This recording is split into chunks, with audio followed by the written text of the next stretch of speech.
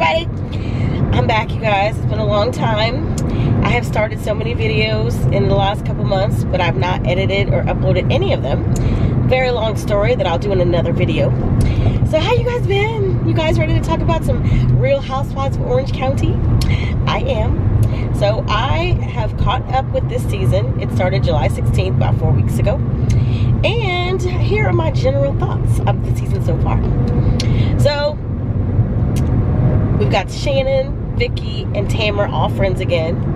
And they needed to do that. They needed to do that because the last two seasons were trash with them not being friends. I mean, you know, they did the Brooks thing to death. It's over. So they wanted the ratings to go back up, so they put those three back together again, and that's wonderful. To solidify their reuniting, they all went to Puerto Vallarta and had a good time. Girls Gone Wild, you know. And do we really need to see Girls Gone Wild? You know, middle-aged women, Girls Gone Wild, you know, whatever. They got back together again. Poor Tamara broke her foot. Well, she fractured her foot. And that looked crazy painful. And yeah, so then we have Eddie has a heart issue. He's got something going on where his heart rate's irregular. And that's pretty scary. And they address it the first, you know, episode or so. And you know what I had wanted to see? You know, because Tamara went through that whole storyline of becoming born again, I thought I'd see more of her praying, you know, putting her faith in it. We've seen her pray before when she was praying about Sydney and all that stuff, but I'm shocked that there was, like, I mean, none. We saw last night her saging her house, but I'm thinking, well, how come there was no praying together before the surgery, after the surgery? Maybe they did it, but they just didn't show it this season. But I'm just saying, for continuity's sake, because she's a Christian, it would have been, you know, if there was any time for her to be praying, it'd be for her husband's heart. But anyway, so we got that going on. We have two new housewives, you guys. We've got Emily and Gina. Emily is a lawyer, and she's married to a lawyer. And and then Gina is from New York, not New Jersey. New York. And so far I like both of them, trying to fill them both out. And you know, I really feel like on these housewives shows, when they go out and cast these shows, they look for women who are of a certain age, perhaps, look, economical status, of course, and someone whose marriage is like shaky to on the rocks, you guys. I mean, I feel like we are just waiting for these two ladies' marriages to implode. And I don't mean to be negative, you guys, but it just seems like they are both recipes for disaster. We've got Emily, who married her husband after he proposed through a Google chat, and she likes to tell the story, and it's cute. And some marriages have survived longer on less, but they've made it 7 years so far. She makes it a point to say they never dated or anything. He was her boss, and they just got married, and they made it 7 years with 3 children. But, you know, does it seem like she's a little afraid of him? I was watching last night's episode when she had to address the whole bar exam thing, because he's an attorney and he passed the bar in Utah, where he's from, but then when they moved to California, he needs to pass the bar there. And he didn't pass the first time because of life, and he needs to pass it again. But he seemed a little aggressive, right?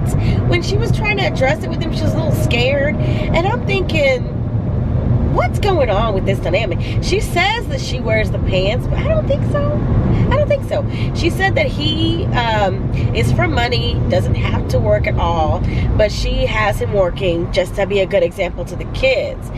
So I'm thinking, this is a second marriage. What's really going on with that? Why would he just propose out of nowhere? And why would she accept? You know? Like, I think she said this is her first marriage. So I don't know. It's an interesting dynamic. It's an interesting dynamic. And then, you know, she's talking about how she wants to have a little girl for her daughter, you know, have a sister for her daughter. He shut that down. And I mean, yeah, they already have 5 kids. So I can understand that. But I mean, didn't he seem a little harsh? She's like, well, you know, when you want to have another kid, how do you compromise? And you can't really compromise because you don't. You find somebody else and marry them and have another kid. And so cold.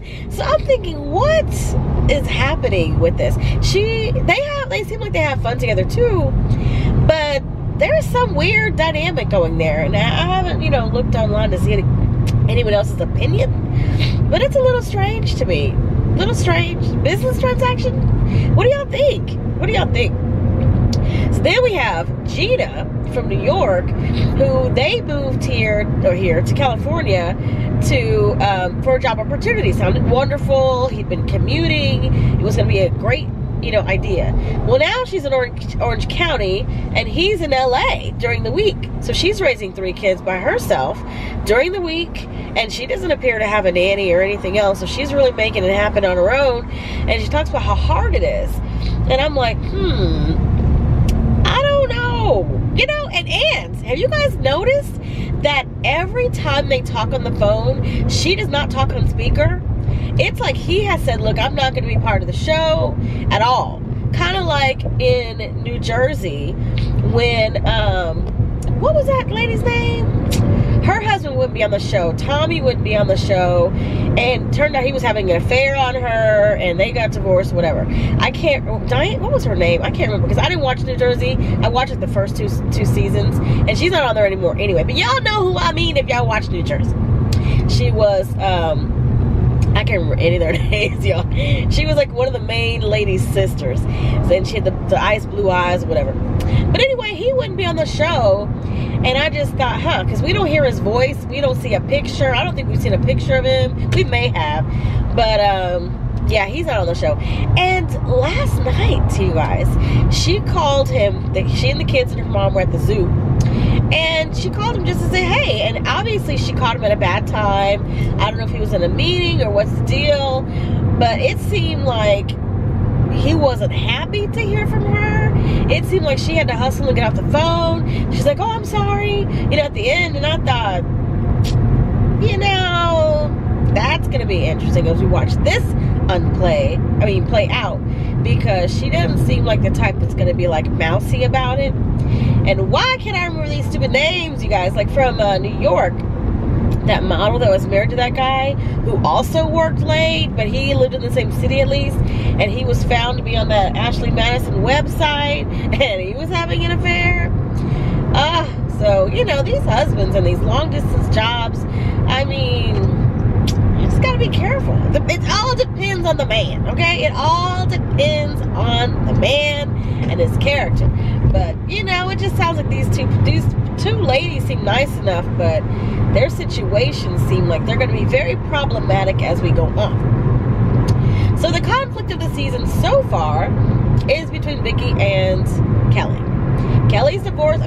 They got divorced. Lickety-split. Remember last time that she said they were trying to get divorced for years? And they were separated for 2 years. They couldn't get it together.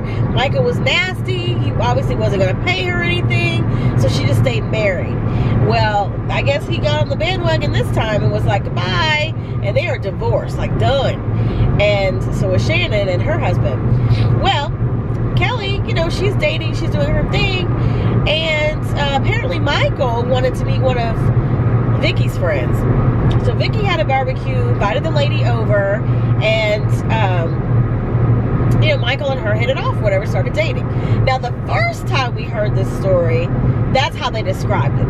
Just one of Vicki's friends, somehow Michael had seen her somewhere, whatever, was interested, they got together.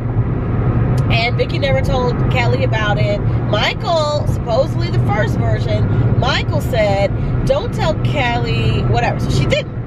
Whatever reason, her loyalty was to Michael and not to Kelly, but whatever, right? So she tells Kelly about it. And Kelly's, of course, hurt and upset and betrayed. And why didn't you tell me? Like, why would you even get involved? And Kelly's, Vicki's like, well, I don't know what to do. You're both my friends. And I didn't know what side to choose. It was just lies. But they need a storyline. So, poor Kelly is like outraged and upset and very hurt. And this is gaslighting at its best. And it's exactly what Gina said last night with the Jedi mind tricks. Vicki is gaslighting Kelly, like, well, you don't want him anymore. You divorced him. You left him. Why are you upset? Who cares he's dating? And then when Kelly gets upset, she's the nerve to yell at her. And don't yell at me and don't talk to me that way. The woman's upset. She knows good and well. If Gina had treated Vicki the way Gina treated Tamara, when Tamara and Simon got a divorce, and Gina was in Tamara's face talking about Simon this and Simon that, and clearly siding with Simon. If Gina had sided with Dawn when Vicki and Dawn got divorced, it would have been World War III, you guys. And so Vicki's playing the fool, like she doesn't understand Kelly's hurt and what up. So that was the first version. You know, Michael said, please don't tell her what up. Last night, we find out that Kelly is still salty. She and Vicki had to sit down, and Vicki apologized, and, you know, they had this exchange about respect and whatever, and Vicki's like, you're gonna respect me, I don't care what I did to you, whatever. And you know, I don't know. So Kelly said she accepted her apology. Then they all go to a girls' night dinner, and clearly Kelly's not over it. The producers are in her ear, y'all. She is pissed. So she brings it up at the table. It's a whole girls' night with all the cast, old and new. All the ladies are together for the first time, meeting everybody. So all the old ones meet the new ones. So Kelly brings it up, you know, how Vicki introduced her ex to somebody else, hooked him up, and then we find out that this lady is a mutual friend of Kelly and Michael. And I was like, well, that's really skeezy and sleazy. And what kind of friend is that? Like Gina said, what kind of loser friend is that that's gonna hook up with your ex-husband? The body's not even cold. You know what I mean? Even if they had a horrible marriage, that's crap. You're gonna go after your friend's ex-husband, and you're not gonna tell your friend. You're gonna go through another friend to get with him. Why didn't you just call him directly? Because if you're already a friend of hers, you probably already has his number. You didn't need to go through the other person and bring that castmate in, but to make it super messy, that's what they did. So Kelly's, of course, hurt all over again, and Vicki's like, why are you bringing it up? We already squashed it. Well, all the ladies pipe in, and they're all like, you know, well, I won't say that. I will say that Emily and Gina commented on the fight, and Emily and Gina both said, you know, you're breaking girl code, that wasn't right to Vicki, that she shouldn't have hooked him up. And Tamara and Shannon say quiet, like mute, you know. And I thought that was interesting. So I think, you know, they're just kind of sitting back to watch the pot get stirred.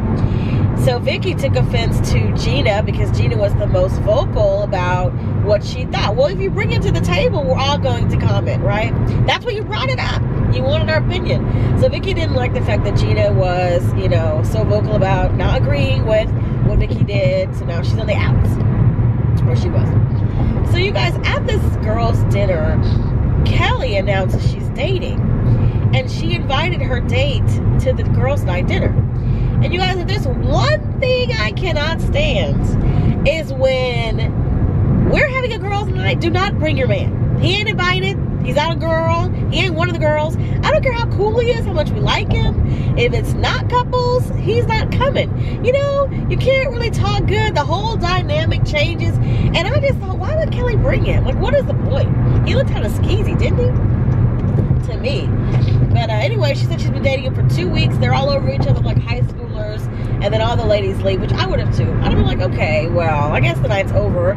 You came and threw your landmine into this, or your grenade into this dinner, wanting to argue about Vicki, and then you bring this man into it, so she pretty much ruined girls' night. But sorry you guys, I'm congested. Trying to get over these stupid allergies. But anyway, so I think the season's off to an interesting start. We're going to see what happens with Vicki and Steve. You know what's interesting? In one of the earlier episodes when they were in Puerto Vallarta, Shannon made a comment that she felt like Vicki's relationship with Steve was mechanical. And she brought up Brooks, and she says, more than one time, you said that Brooks is your soulmate. And with Steve, you're not like that.